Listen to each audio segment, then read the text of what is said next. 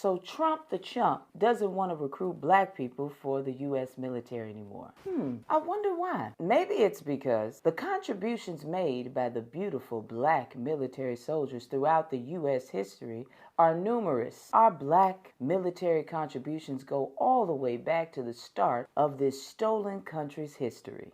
So let's start from the beginning. The American Revolution. In 1775, over 5,000 black soldiers served in the Continental Army, fighting for independence from Britain. They were enslaved and fought in exchange for freedom. But after the war, black soldiers, despite their crucial role in securing American independence, were betrayed and denied that promise of freedom. This would continue to happen, by the way. Instead, they were returned to slavery. And then came the Civil War in 1861. The Civil War marked a turning point for black soldiers. Over 180,000 black men served in the Union Army, primarily in the United States Colored Troops, called the USCT.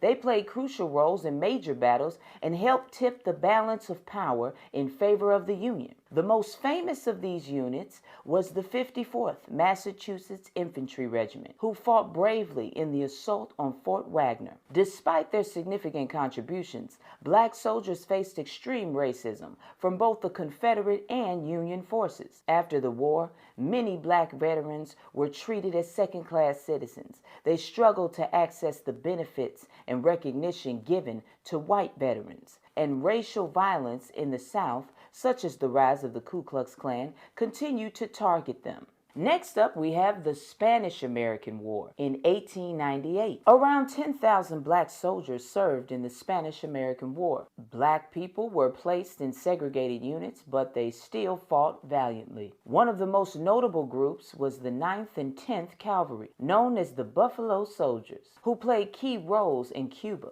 After the war, black veterans were still treated with disdain and discrimination. Even though they had proven their courage, racism continued to pervade American society. Many veterans returned to segregated communities and were denied the full rights and respect of their white counterparts. Next up was World War I in 1917. About 350,000 black men served in World War I. The 369th Infantry Regiment, known as the Harlem Hellfighters, gained fame for their bravery in battle, winning France's prestigious Croix de Guerre. I'm sorry, that probably was a terrible translation, but it was a very important award. They won this award for their actions on the front lines. Despite their distinguished service, black soldiers faced racism both at home and abroad. In France, they were often treated better than they were in the U.S., but upon returning